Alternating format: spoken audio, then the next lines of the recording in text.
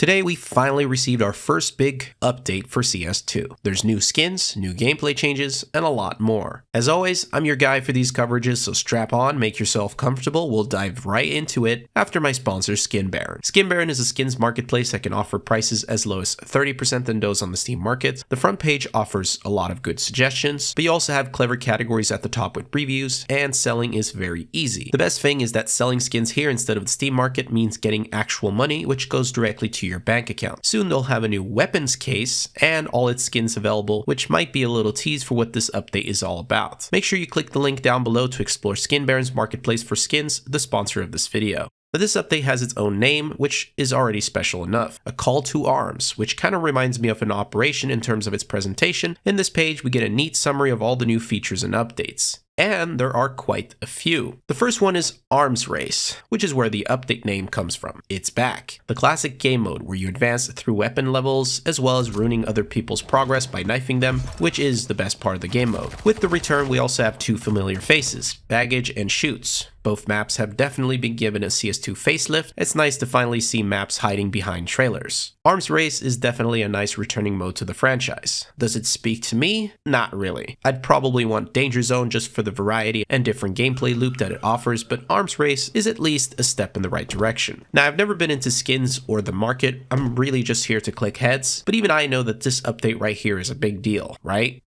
In the past, stickers could only be placed in 1 out of 4 set positions, but now they can be freely placed without restrictions to specific positions, and all weapons are compatible with up to 5 stickers instead of 4. Free sticker placement was not on my bingo card, but I remember my first thought when I started applying stickers was, why can't I just choose where I want to put my sticker? This totally fixes that, and also makes applying stickers more intuitive. I guess Source 1 was the problem. But the bigger question, of course, is how will this affect the market? The fact that you can add an additional sticker must mean that certain crafts can turn out to be even more valuable now. But it's best to hear all this from someone who actually knows what they're talking about. I'll just move on with the rest of the update. Which, speaking of skins, we have a new weapons case. Not just any case, this is CS2's first, and it's called Kilowatt. The case itself was something Aquarius and Gabe had mined, and even teased us with in the past, so we were kinda suspecting it to arrive. The case has some very interesting picks, some really stand out, but the one that truly steals the spotlight for me is the Olympus. Yes, that's a Zeus. Zeus skin confirmed. Finally, we can end that conversation. Along with this case, we also have none other than the Kukri knife, which was not really a surprise, but it's here, and that means it's CS2's first knife. Along with all that, we have more cosmetics in the shape of a sticker capsule and additional music. Here's a new feature that no one asked for, but will certainly give you an ego boost or make you really uncomfortable. Once you've earned all your possible weekly XP, you'll get this icon next to your name, in the scoreboard, and even in the kill feed. This icon is shown for at least 1 week, but if you continue to earn XP every week, your icon will upgrade, showing your ongoing streak of earning XP. Basically, this reveals how much of a nerd you are to everyone on the server. Anyway, final listed feature is new animations for some of the more expensive agents, which will now express wins or losses. Then comes the patch notes, which are conveniently placed on the same page. Most of this is already covered, and this one under Zeus is already a big deal. With the addition of the Zeus skins, they also sneaked this little patch note where they made it reusable in all game modes after a 30-second cooldown. Now, if you're Valve and you just released a skin for the Zeus, you obviously want to give the weapon some screen time. This is how you do it. So instead of only being able to use it once, you can now rely on it once every 30 seconds. This means all the kids will now see your beautiful Olympus and are going to grab one instantly. They also added support for stickers on the Zeus, so the meme potential is insane. But is the 30-second recharge time too much? I don't necessarily think it is. Might introduce some new strats, but realistically, you're gonna grab a better weapon if you even manage to Zeus someone in the first place. Under the smokes category, we see 2 patch notes, one for the smoke, now casting shadows, and another for smoke rendering and animation improvements. The smoke casting its own shadow is actually a very big deal. As you might have guessed, this will also cover player shadows and other light entities. Really good improvement here. Under gameplay changes, we finally got the refund all button to the buy menu, or it's down below. But anyway, no more scripts required required. They also finally added a setting to disable first-person bullet tracers. Now, most of you will not understand the need for this one. I, for one, love being able to disable my own tracers. It helps me focus while shooting. It's just less distracting. Plus, it doesn't affect enemies' tracers. Great addition. This next patch note can be confusing, but let me simplify it for you. If you have this option disabled, then now you can pick up an M4 silencer without the silencer and still reattach it with your secondary fire. Yep, that's it. It's very useful, but that's really what the update is. This next patch note is awesome. Player pings are no longer blocked by invisible geometry. This speaks for itself. This was really annoying, happened so many times that I would just send the wrong location, but as you can see now, it works very accurately. Awesome update. We then get to the special patch notes. First one being various adjustments to sub-tick shooting. After doing my usual quick investigation, I couldn't notice a difference. Okay, that is far from true. I couldn't even start testing. Host timescale doesn't work properly. For this one, we'll just have to go with Valve's own words. We then have fixed several cases where players could silently drop down vertical surfaces. This refers to silent drops, which was possible to do with certain lineups,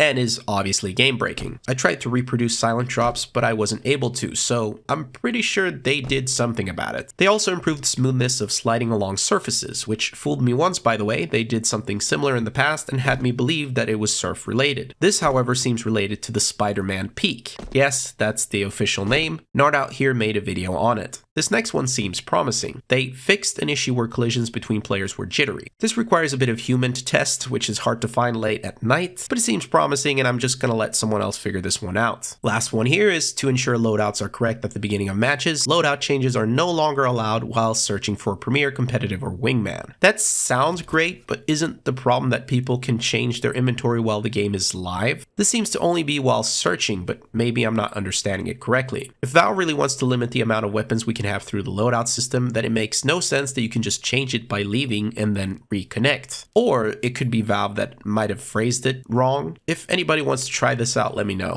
The sound category is never that exciting to browse through. Let me just hit you with the best patch notes, which just so happens to be on top. They added the option to select an audio input device for voice over IP from the audio settings menu, along with some other settings to go with. So if any of you were accidentally using your webcam microphone, well, now you can make sure that the right microphone is being used. I'm pretty sure 90% of all the microphone issues are going to get fixed just from this alone. And I just made a video talking about how you can use this command to hear yourself, which is great for troubleshooting, and it's almost as if they watched that video and added the option to the audio settings as well. Yes, I'm grabbing that one for myself, I don't care. Under networking, we have a big one. Reduced peeker's advantage in many cases. They specifically say many cases and not just reduced peeker's advantage, just to note, but they also followed up with the amount of peeker's advantage in the steady state is reduced by 16 milliseconds, which is the length of one tick at 64 tick rate, and they also reduced the frequency of situations that lead to very large peeker's advantage due to excessive command queue depth. Now let me make this short and sweet. This sounds like very good updates, but the only way we can confirm that the aggressive peeker's advantage is gone is by playing the game. I'll let you know if it's any better, but if you get a chance to try it out, or if you've already tried it, let me know. The real problem now is, how is this going to affect Dong's future?